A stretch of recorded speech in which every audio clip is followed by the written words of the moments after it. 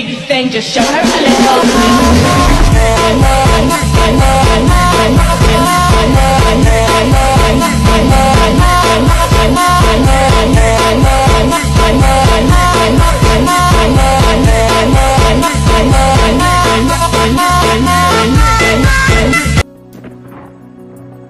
Halo guys, di video ini kami akan membahas materi kami yang berjudul Perspektif Hukum Bisnis pada Era Disrupsi. Baik, yang pertama pengertian era disrupsi.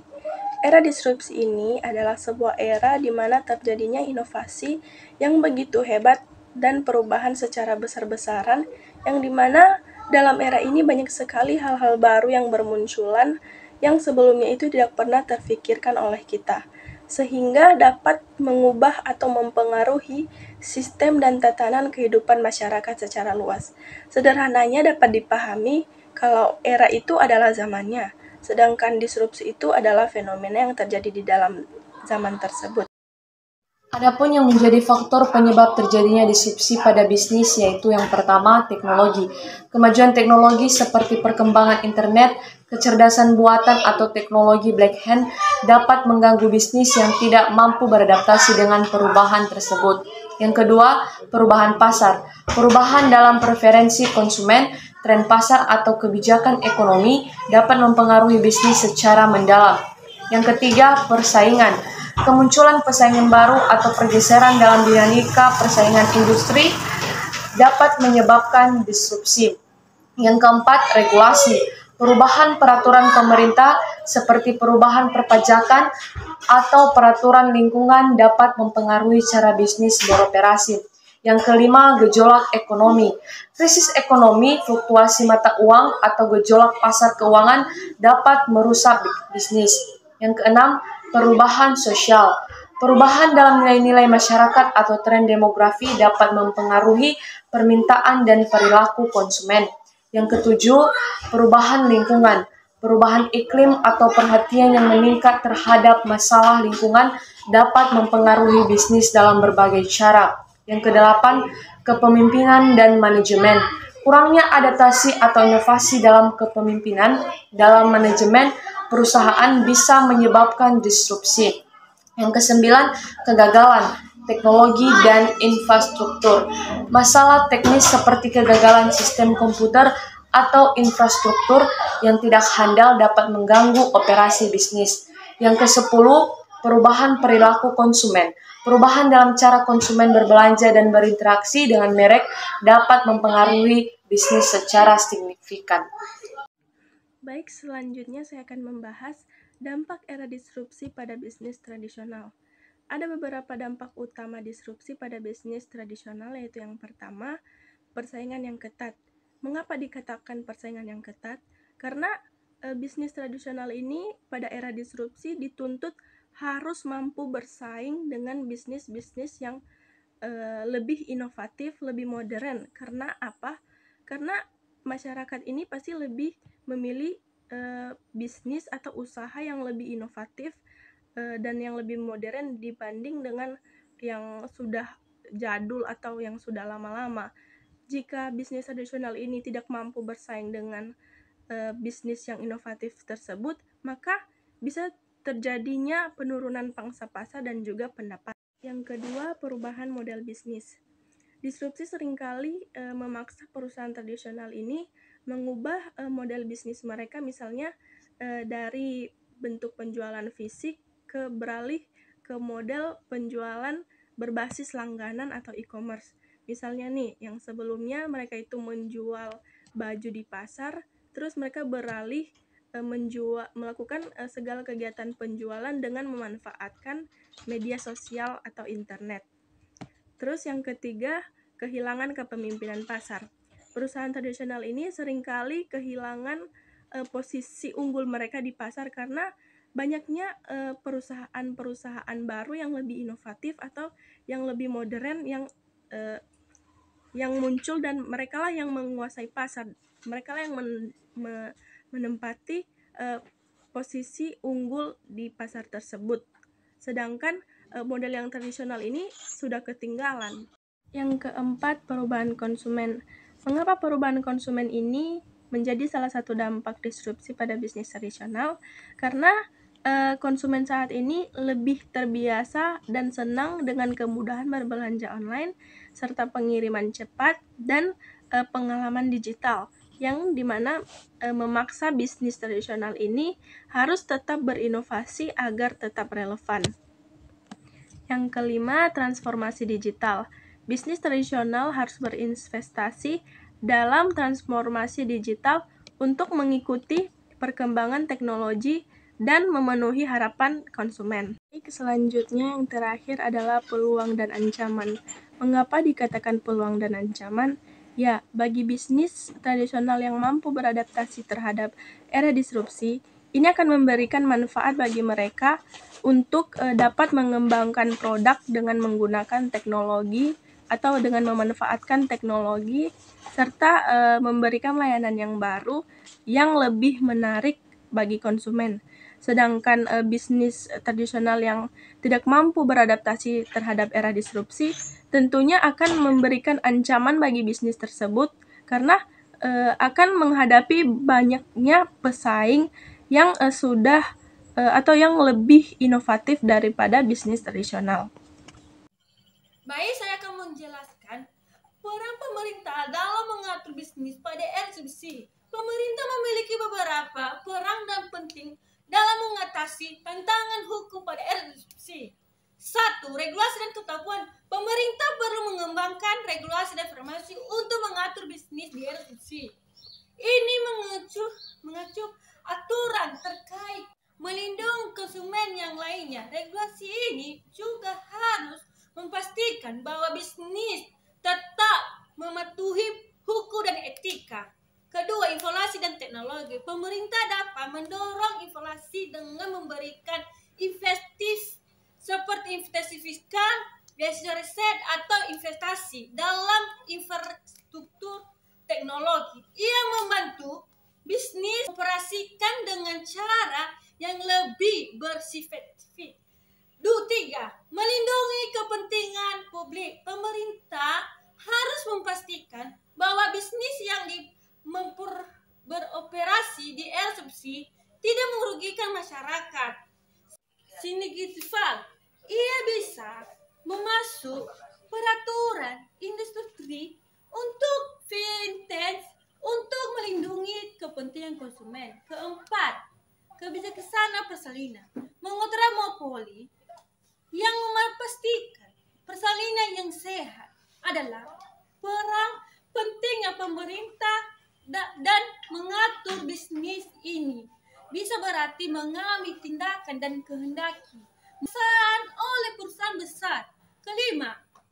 Privasi dan keamanan data. Pemerintah harus mengatur pengumpulan, penggunaan, dan penyimpanan data dalam bisnis untuk melindungi privasi individu dalam mencernakan pelanggaran data. 6. Pendidikan dan pelatihan. Mempromosikan pendidikan pelatihan yang relevan untuk tenaga kerja yang akan terpengaruh oleh subsidi adalah tanggung jawab pemerintah untuk membantu masyarakat beradaptasi dengan perubahan. Perubahan perlu beradaptasi dengan era subsidi, teknologi yang revolusi, bisnis baru yang seringkali berkembang lebih cepat daripada hukum yang ada. Karena itu, bersifat sportif yang bersedia untuk memperoleh atau mengembangkan peraturan baru yang sesuai dengan perkembangan baru. Namun, perubahan dalam mengatur juga harus berbanding dengan kemajuan bisnis dan inovasi. Peraturan yang berlebihan atau tidak relevan dapat menghambat pertumbuhan ekonomi dan inovasi. Oleh karena itu, perubahan peraturan yang harus didasarkan pada pemahaman dan pendalaman tentang teknologi dan yang munculnya dalam era subsidi. Baik, saya akan menjelaskan 7 tanggung jawab sosial perusahaan dalam era disrupsi. Nomor satu, inovasi berkelanjutan. Perusahaan harus berinovasi secara berkelanjutan untuk tetap relevan dalam disrupsi. Dan mereka juga memiliki tanggung jawab untuk menciptakan produk dan layanan yang tidak hanya menguntungkan bisnis dan juga tetapi membawa manfaat sosial di dalam lingkungan. Nomor dua, pemahaman terhadap dampak teknologi, yang dimana perusahaan juga harus memahami dan mengelola dampak teknologi seperti otomatisasi dan kecerdasan buatan, terutama dalam hal dapat terdapat pekerja. Dan ini juga mencakup program pelatihan ulang karyawan yang terpengaruh oleh perubahan ini. Nomor tiga, yang ketahanan digital, yang dimana ketahanan digital ini perusahaan juga memiliki tanggung jawab untuk melindungi data pelanggan dan memastikan keamanan dalam era di mana serangan siber semakin kompleks, dan mereka juga harus berinvestasi dalam keamanan siber dan perlindungan data. 4. Ketidaksejahteraan teknologi. Perusahaan harus juga berupaya mengurangi kesenjangan digital dengan menyediakan akses teknologi dan pendidikan digital kepada masyarakat yang kurang beruntung atau yang kurang mampu. Nomor 5, mengelola dampak lingkungan. Dalam era disrupsi, perusahaan juga teknologi sering memiliki dampak lingkungan yang signifikan. Mereka juga harus mengadopsi pragmatik dan juga berkelanjutan dan berinvestasi dalam teknologi rupa lingkungan. Nomor 6, kolaborasi industri. Perusahaan juga dapat berkolaborasi dengan pemangku kepentingan lain, termasuk pemerintah,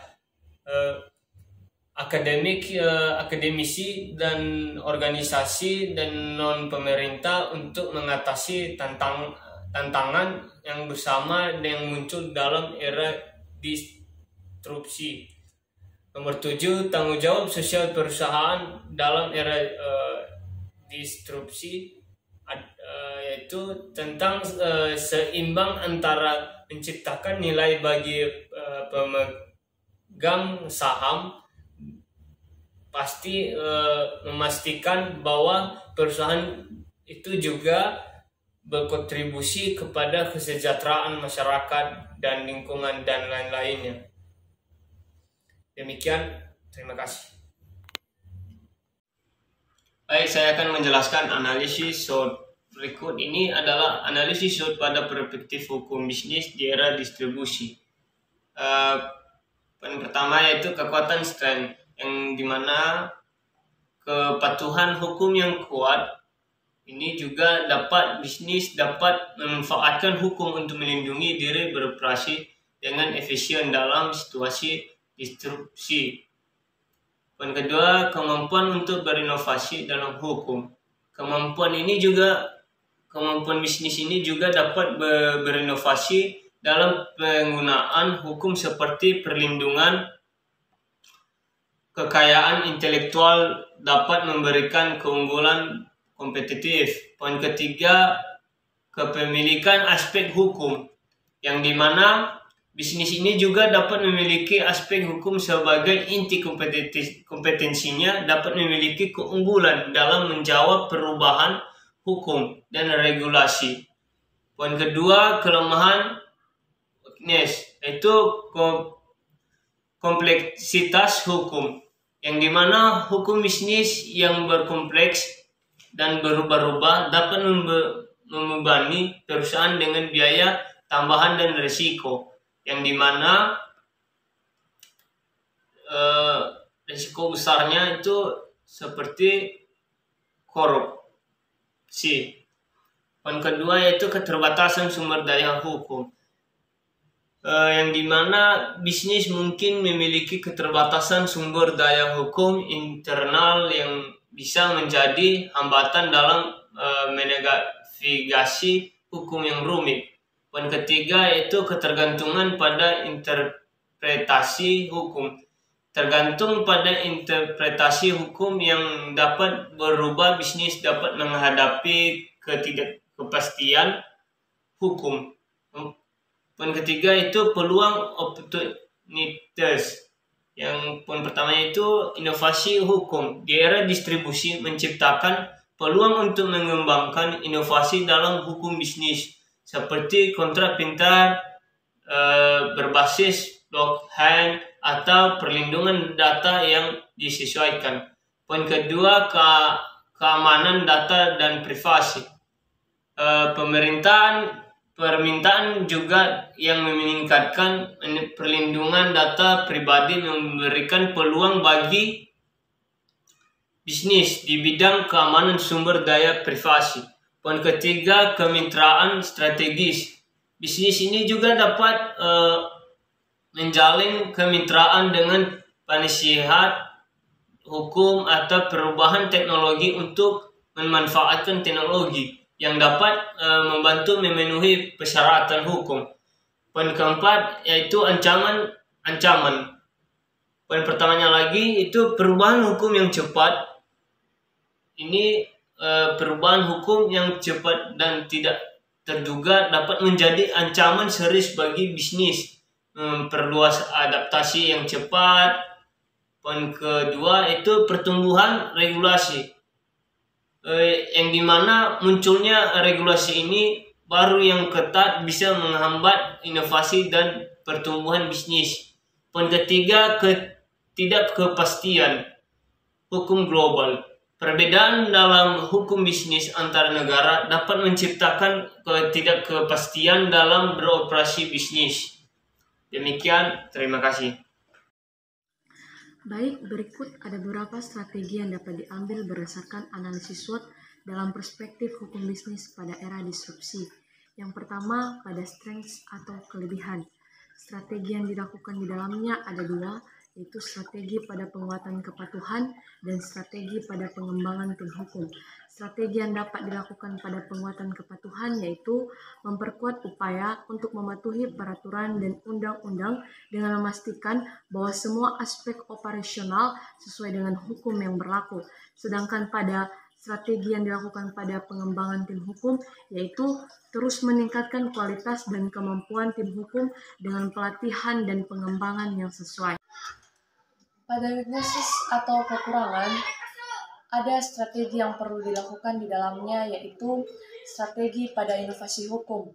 Strategi yang dilakukan pada inovasi hukum yaitu berupa melibatkan tim hukum dalam pemantauan dan adaptasi terhadap perubahan hukum serta mempromosikan budaya inovasi hukum. Yang kedua, pada manajemen daya hukum.